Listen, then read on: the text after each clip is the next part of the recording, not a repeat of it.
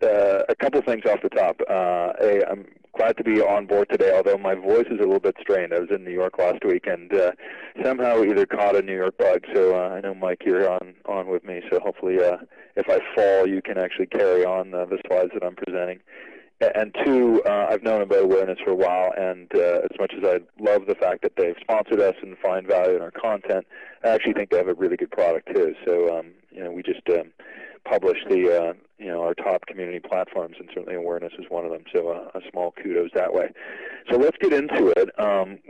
My presentation style is certainly for people to drink through the fire hose of insight, and so Sal made the point earlier about this presentation will be made available later, so hopefully you don't feel like this is 10 seconds of transient insight followed by nothingness later.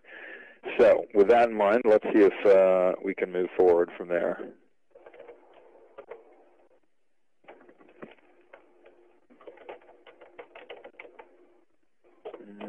Let's see. I have a suspicion if I click on my slides, it'll advance 4 times forward, but it's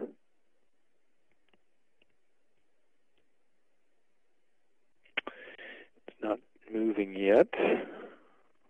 Here we go. So the quick and dirty on me. I've been a marketer for a good chunk of my life, so client-side marketer for the last 5 years. I've run something called Agent Wildfire, which in Canada is known as being kind of one of the I guess seasoned experts on the space. Although I know everybody hates that term expert, but we launched this book this year, and so a lot of my time is now dedicated to talking up Wikibrands. And as the picture suggests, there's very few blonde people doing stuff on the world stage of global consequence. And whereas my 6 other blonde guys of this Guild Society of Blonde People are cleaning up their respective industries, so am I. And, we're all about how marketers in business go to work, particularly on the web and the social web in 2011, and that was kind of the reason for writing the book. Mike, do you want to give your shtick? Sure. Now, I've been in the research and business book game for about a dozen years, and I've worked on about a book a year, but this is my favorite so far because it's the only one that has my name on the cover. So Sean and I met when we were doing some research for Don Tapscott and his work on Wikinomics and some other projects, and we joined forces to put this one out. Awesome. And so we're living the credo of our book. I think you can find us on about 6 or 7 different social networks. Certainly give us a shout. We try to respond back to every single comment that we get. Thankfully, the early buzz is good. We get some thought leaders that love us. I think, Mike, you track like our Amazon rating on a daily basis, but we tend to get good props on there as well. And we're just coming down from kind of our introductory North American tour, but as you can see, I think as follows, we've got a number of dates on the agenda. And Mike, I'll let you kind of summarize what the book and our argument is all about. Sure, and that's one of the first questions people ask me when you tell them they've written a book or they find out is, what's it about? So we've each developed our elevator pitch, but for a lot of people, it's good to do it visually. So this will be created in the tool is called Wordle. And how Wordle works is you input a body of text into it, and the algorithm creates a graphic, so the larger the word, the more often it appears in the book. So what you're looking at here is a Wordle for the entire 100,000 words of our manuscript. So if you look in here, you can see what are the really important terms. So community is big, customers, brand comes out, social. And then you can continue on looking at things. Basically, it's looking at how do you be social with your brand, how do you use the community to build your whole business, not just marketing, but as we'll talk about through this presentation, how to improve your PR, how to improve operations, R&D, after-sales service. It was interesting. Our publisher actually made the suggestion that a lot of times marketers don't like buying marketing books, and so it is in fact a business book. And if I could even broaden it, it's about kind of the culture that we're playing in, and as opposed to our own individual points of view, we thought, you know what, let's go down and interview and study the top 100 businesses that are doing really good things in the social web and see what they're doing. And so, as much as we list the 10 continents of Wikibrands here, there are enough case studies now after 5 or 6 years of the mainstreaming of the social web and collaboration that there's enough evidence out there that says, here's how you do it well. And so we've chased that down in terms of our insight. We're continuing to do that work. We've got a survey out now that you can find at Community Gurus on Twitter or at the following surveymonkey.com link. Essentially, we're going out to the top community managers and web architects around the world and saying, you know what, tell us how you manage these communities and these brand different forms on a day-to-day basis. So if you're interested in that, certainly there's some free books and a workshop and a few other things involved if you want to go through the 15 or 20 minutes of answering that.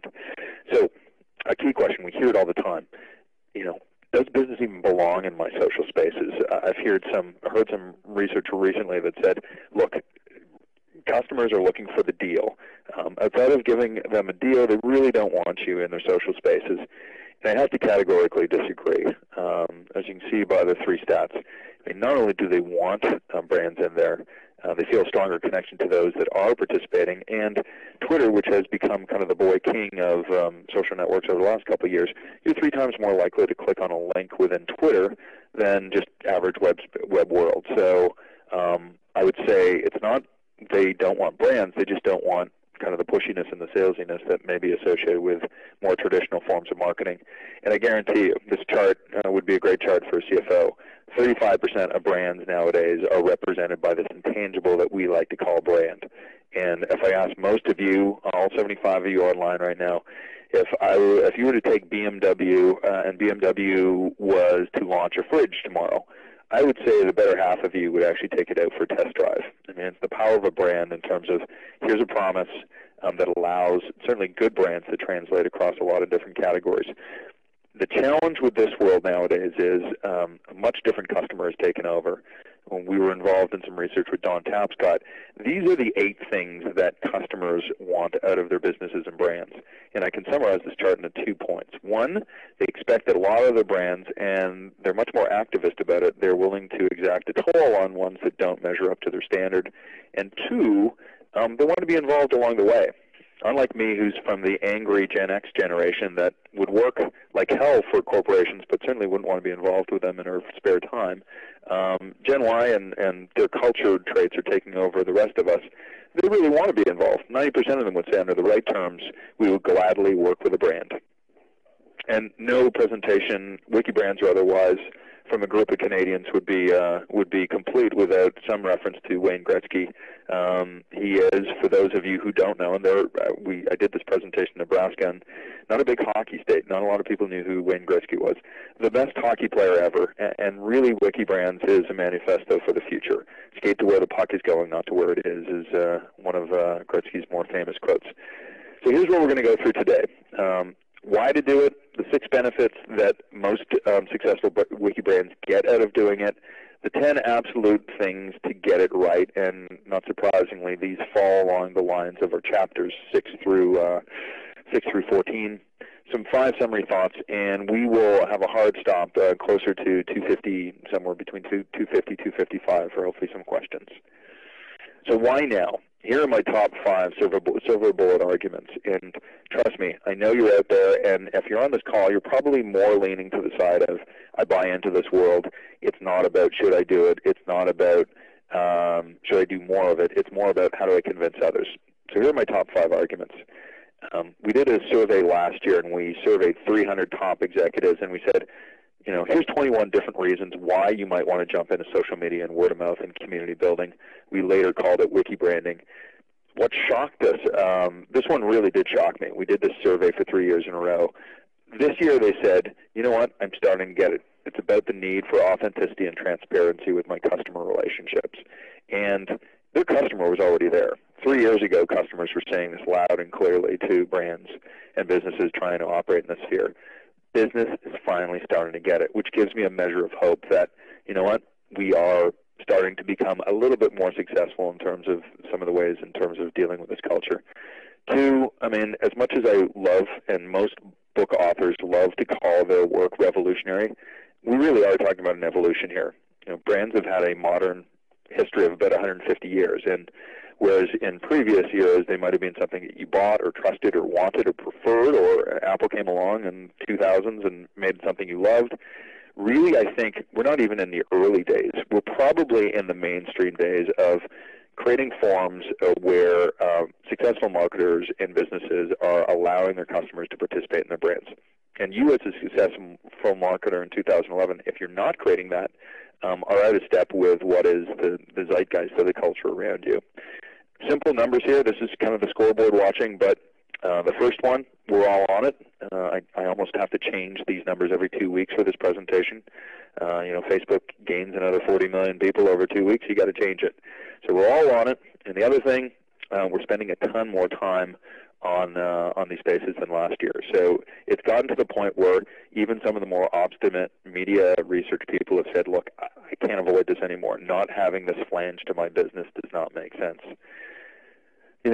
Simple numerical argument.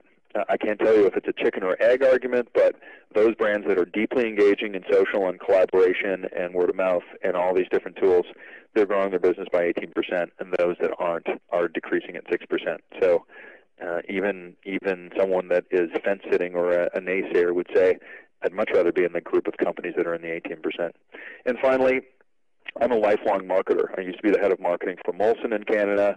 I used to work at Procter & Gamble, some fairly traditional companies. And the sad fact is, in the year 2011, your CEO really doesn't spend that much time caring about advertising and promotion. What they do care about, however, is customer service and experience.